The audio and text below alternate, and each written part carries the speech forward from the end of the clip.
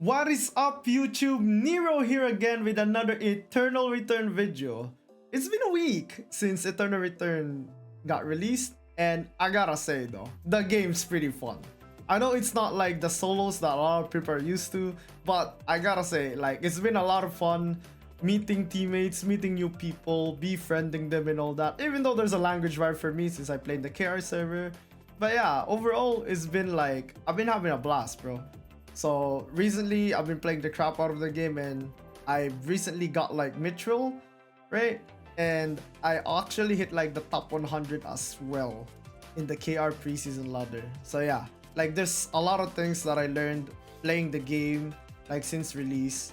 And I'm here to share you some of the tips as a follow-up to the part 1 video, right? Some tips that might benefit beginner players. So yeah, without that out of the way, let's get right into the tips. So for the first tip that I'll give you in this video is something for the beginner players that are still struggling to get their build, still struggling to get through the looting phase, and of course still struggling to play the early game more efficiently. And one of the biggest tips that will help you fix that is to basically loot in clusters. So yeah, what are clusters, Nero? So clusters are basically a group of boxes or crates, whatever you want to call it, that guarantees at least one or two items that you need in a zone in that specific group. So this is a graphic showing all of the clusters in the current game. So this is the updated cluster graphic. So big shout out to the guy that made it, Nico. I think is the one who made it. I'll link the picture in the description so you can check it out for yourself.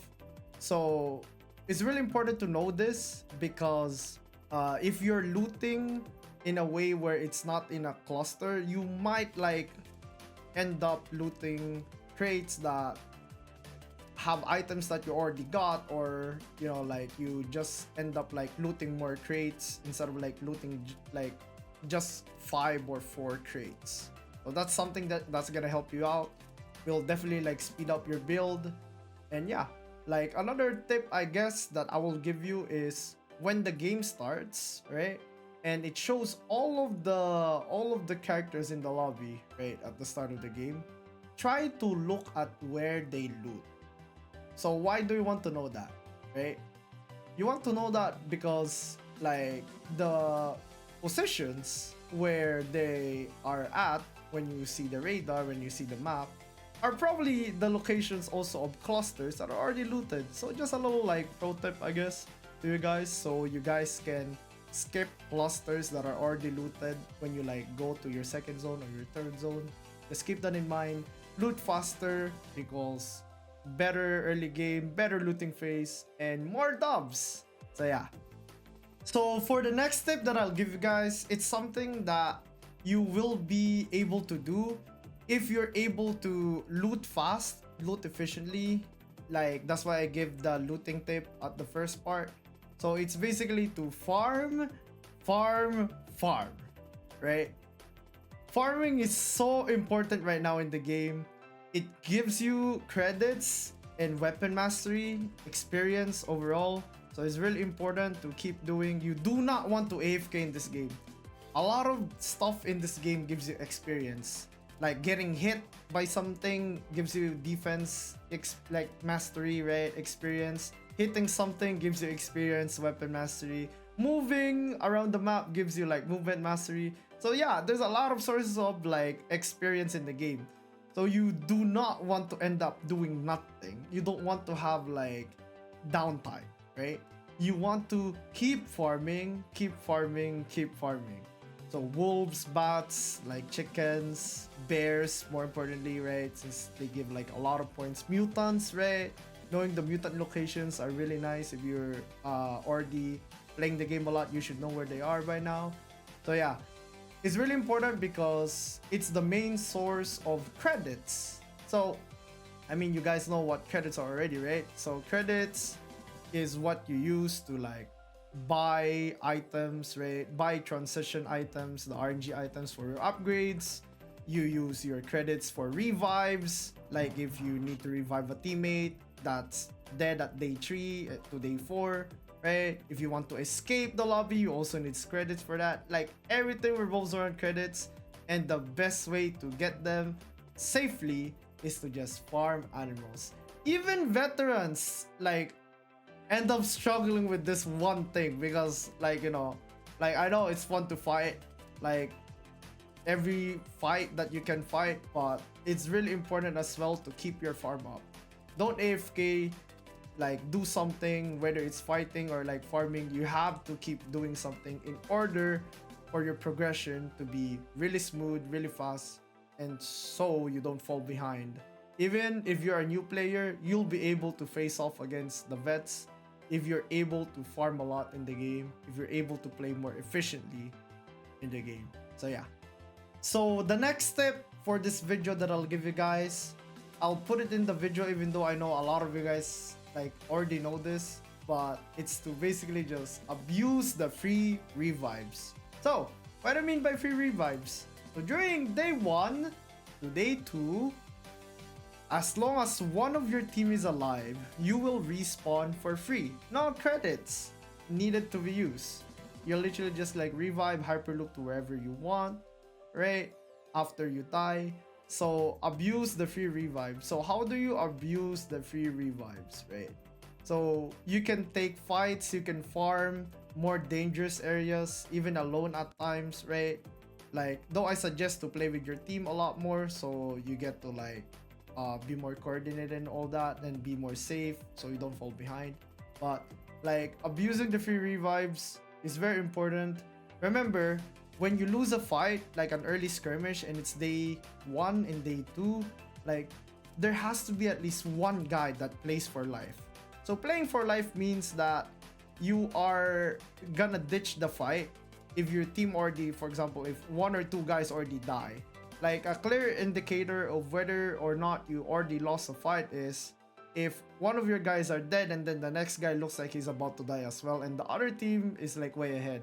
When that type of stuff happens and you're a guy that has mobility or has the means to get away, run away, I would suggest to just run away so your survivability in the lobby like gets prolonged for free, right? So like I see a lot of new players go into this situation where they take a fight full send in the day 1, day 2 phase, and they just wipe. When you die, right? When you die as a team on day 1, day 2, you don't get to free revive. You get sent to the next lobby immediately. So there's no coming back from that, right? There's no coming back from like perma dying. So this will increase your chances of survival, and also even if you're behind, of course it gives you like another shot basically, right? It gives you another shot at a comeback.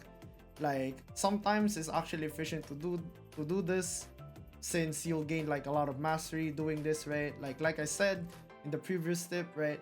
Like fighting constantly and farming constantly will progress your character fast, and dying does not really like punish you during this phase. It doesn't really like punish you besides you being down for like a specific amount of time, let's say like 10 seconds or something, like 20 seconds like at most or something at this phase, right? So yeah, like try to abuse this thing in the game, and you'll definitely like end up surviving longer in lobbies, and you'll definitely end up winning more lobbies. So yeah, abuse free revives is really good. Always keep in mind day 1 and day 2 free revives.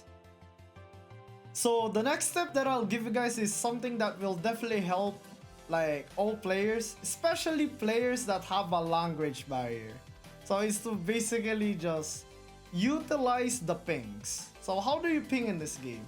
So basically you just press Alt and then left click, and then you'll see like a selection of pings that you can do, right? Like if you press Alt and left click, you can like ping like danger. Like for example, if you spot an enemy, spot a red ping, right? Somebody TP'd in, something like that. You can ping to a place that you want to go. For example, oh, I want to contest Omega. I want to fight Wick Line, right? Like you can ping your teammates for that. Something as simple as a ping will make it so you don't have to chat. So it's more efficient, it's faster, right? And if you're in a similar situation like me, where don't speak Korean and I play with a lot of Korean players in the Korean server, of course, like that's my main way of like shot calling, right? If my team doesn't know what to do, and that's also my way of like knowing what my teammates want to do, right? Responding to pings, like doing pings yourself, will definitely like save your teammates a lot, will lead to more like favorable engages, favorable fights. And yeah, like it's just like a very helpful tip. I know it's something that's very basic, but I see like some people still don't use this feature as much. It's very important to use that. Another type of ping that you can do is by holding control and then left click, where you can ping something like, oh, I need food, I don't have food, that's not fight yet, I need food, I need food. Like you can like ask for your teammates in food, like ask for beverages if you need SP, right? I know like some of you guys be like, I don't wanna like, you know, I don't wanna deal with my team and all that, right? Like because maybe you came from League or Dota, like you think it's toxic and all that. But in the end of the day, this game is a team modes game now, so you gotta work with your team, and this is something that will definitely help you in the long run. And of course, like just like any other game, if somebody's just being, you know, unreasonable, you can just mute their pings if they're like spamming or whatever. So yeah, that's another like helpful tip, I guess. If you're like dealing with something like that.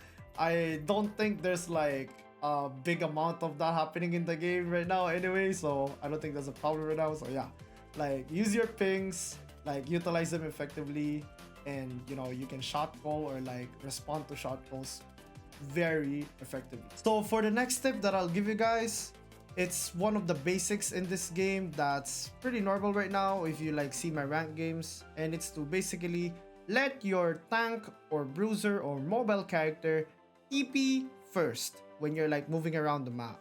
So hyperloops are very convenient, right? Is a very convenient way of moving around the map. It gets you instantly to like where you want to go, right? But it also comes with risk, right? So the risk is you TPing into a bad spot where a team might be ambushing, or a team might be like, you know, having control over that zone. So how can you prevent like unlucky situations like that to result into your team dying or your team losing the lobby? So it's one of the most basic things that you can do is to basically to just let your tank TP first, let your mobile character TP first, right? Like in my case, like if I'm like the only like melee character, I always like be the one who TP first, because I can like easily survive like a 3-man like collapse, right? So yeah, if you're an ADC player or a backline mage or whatever the case, if you're a squishy basically, you do not want to TP first. That's why it's very important to use the pings, just like I mentioned in the previous tip, right? It's very important to do that. So like even if you're like calling the shots in your team, like you want them to like TP first. Let them TP first, right? Like if you like TP first yourself as an ADC, you risk like getting bursted down, right? Since you're the first guy to become vulnerable, right, to the enemy team if you TP in the bot spot and all that. So yeah, like less situations like this, more situations where you get to turn the fight when you TP on like when you TP in a favorable spot, the better. So yeah, like very basic tip.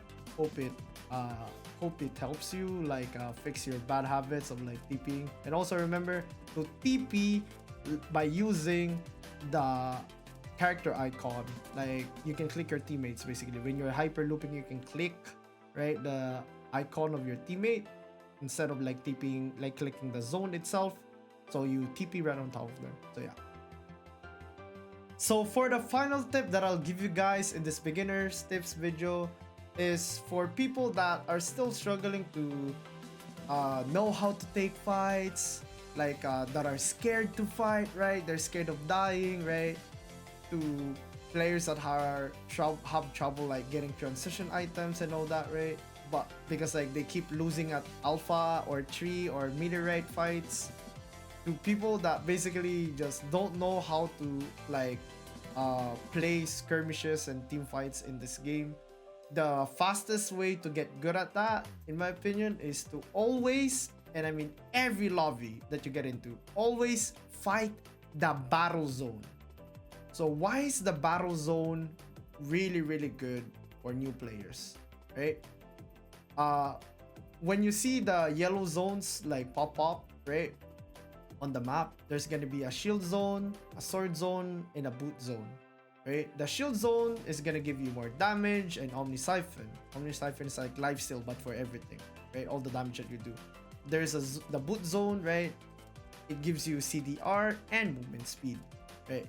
And then the shield zone gives you a shield whenever you're off combat for 3 seconds. So why is it important for you to play in these zones, right? It's because it is completely free and risk-free, right? It's free to do, right? And it's also risk-free. If your team wipes in the battle zone, like, you still get to play the game. If your team loses that, it's perfectly fine. And if nobody contests you, you get a free transition item, right? You get a free meteorite or tree. And if you manage to beat a lot of teams, you get the earliest 4 score you can have that isn't from credits. So yeah, the battle zone is pretty nice, right? It's that part of the game where you can all in with your team without like having to play for life, having to think about like, oh no, are we gonna wipe, right? Like, you can just like go all out, right? Experience battle like over and over again. Experience like this matchups, like comps, like dealing with comps, like whether it's tanky ops, burst comps, right? Anti-dive comps and all that, right? It's very important to keep playing this.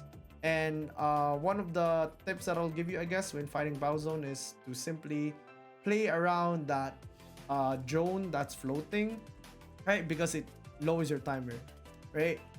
Most of the time, like, fights end before the timer matters nowadays, because like people just like full send like at each other in the battle zone to get the fight over with as soon as possible, because they want to do other stuff like farming after that, right? So like if you die fast, you get to farm right afterwards, right?